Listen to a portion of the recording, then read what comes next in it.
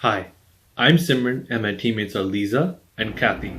Today we'll be talking about the impacts of travel on COVID-19 deaths.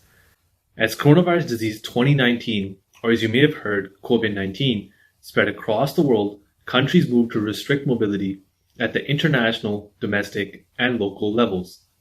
However, this is not a sustainable solution. The global tourism industry is valued at 7.6 trillion US dollars and employs 1 in every 10 workers. Due to COVID-19, this industry is expected to decline by as much as 80% this year alone.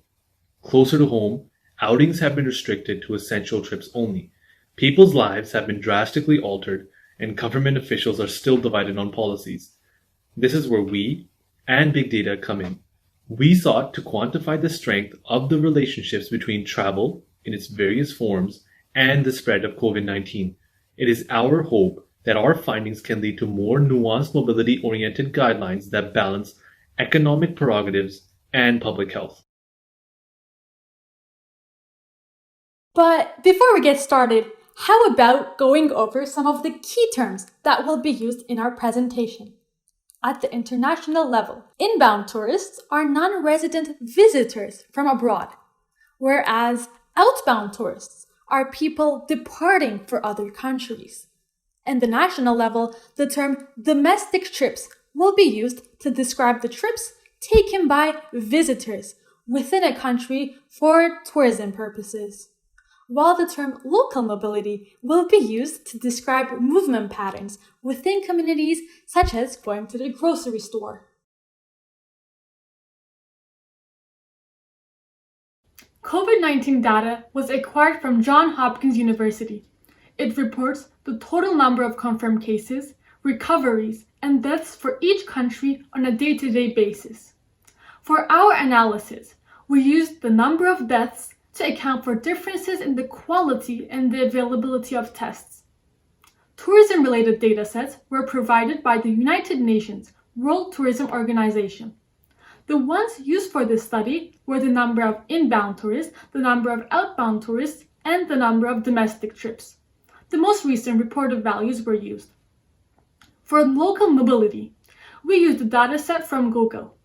It tracks the changes in visits to various types of locations on a day-to-day basis. We averaged the values between March 1st and April 30th for each country. In fact, to make our models more realistic, we integrated socioeconomic factors, which are life expectancy, income, and population density. These selected features were found to be highly correlated with COVID-19 death rates in comparison to other attributes such as sanitation levels. We acquired the data from Gapminder and used the values for 2020. Additionally, there were 2 data processing techniques we used throughout our analysis. First, we normalized our tourism and COVID-19 data by dividing by the population to get rates per capita. Next, we took the natural logarithm of these values to get better relationships.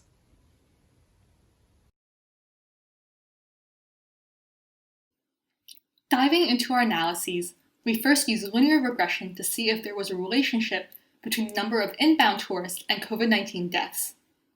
We found a significant positive correlation between these 2 variables. When the socioeconomic factors were incorporated to create a multiple linear regression model, all 4 features significantly correlated with COVID-19 deaths. This means that even when socioeconomic disparities are accounted for, increasing numbers of inbound tourists are correlated with increasing numbers of deaths. This was expected, but now let's take a look at the relationship between the number of outbound tourists and COVID-19 deaths. We found no significant relationship between the 2, and this was strange because we assumed that countries would participate in inbound and outbound tourism in equal measures. Our hypothesis, therefore, was that if one correlated with COVID-19 deaths, the other would as well. Since this wasn't the case, we reconsidered our assumptions. This led us to this proposed graph for how countries might be clustered.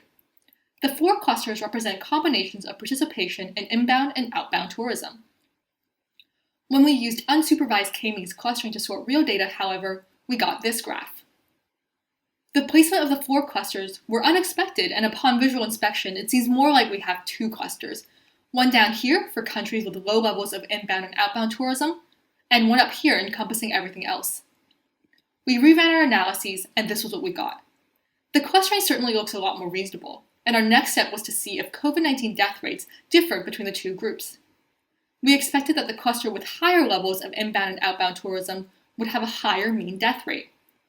After performing a 2-sample t-test, though, we found that there was no significant difference in mean COVID-19 death rates between the two clusters.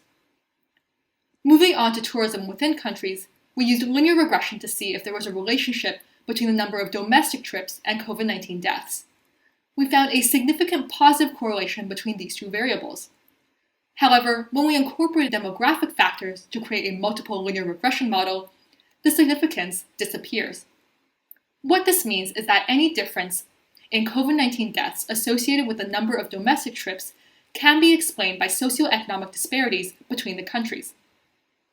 However, if we recall our original definition for domestic trips, it's number of trips taken by visitors.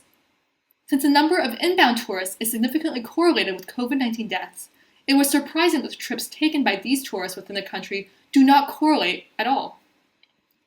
These findings led us to bring back the proposed graph from earlier. Perhaps it's more common for tourists to take domestic trips within some countries compared to others. The 4 clusters represent combinations of inbound tourism and domestic trips.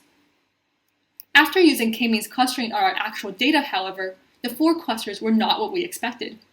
All of the values for domestic trips fell within a narrow range, so the clusters are mainly divided based on the values for inbound tourism. When we used a one-way ANOVA to see if there was a difference in mean COVID-19 death rates between the clusters, we found that there was none. And finally, we looked at how local mobility affects COVID-19 death rates. This visualization is a world map where the base color of the country represents the change in mobility. A lower value means fewer visits to locations. And you can toggle the category of locations up here. The size of the circles represents COVID-19 death rates. The larger the circle, the more deaths per capita. The link to this visualization can be found in the video description. Using linear regression, we found that visitations to most locations had significant positive correlation with the COVID-19 death rates. The most notable exception was park visitations, which were not significantly correlated with death rates per capita. Let's review our key findings and talk about how they can be translated into actionable policies. First, having more inbound tourists is positively correlated with having more COVID-19 deaths. This supports actions taken by countries to restrict international travel. However, the number of outbound tourists is not correlated with COVID-19 deaths. Therefore, airports and other modes of travel should remain open to departures. This will ensure that temporary residents, such as students, contract workers, and tourists, are able to return to their home countries. Secondly, after accounting for socioeconomic factors, there was no significant correlation between domestic trips and COVID-19 death rates. Based on this alone, there is no data supporting actions taken to restrict travel within a country. However, we also found that most forms of local mobility positively correlated with COVID-19 death rates. Erring on the side of caution, our conclusions support stay-at-home orders that restrict visitations to public places. The only exception to this is parks. There was no correlation between park visitations and COVID-19 deaths. Consequently, outdoor green spaces should remain open for public use. This will improve both the physical and mental health of people. However, these recommendations are only the tip of the iceberg. Our next step will be evaluating how mobility restrictions work in tandem with other behavior-oriented regulations, such as social distancing and wearing face coverings in curbing the spread of COVID-19. Data from countries that are facing a second wave upon phased reopenings provide further opportunities for extending this project. Identifying the minimum required level of travel restrictions for effectively maintaining public health will be crucial to restarting economies. Hopefully, the work we presented today was informative and provided some insight into how international, domestic, and local mobility contribute to COVID-19 death rates. We'd like to thank STEM Fellowship for this opportunity and our mentor, Sean Law, for his support.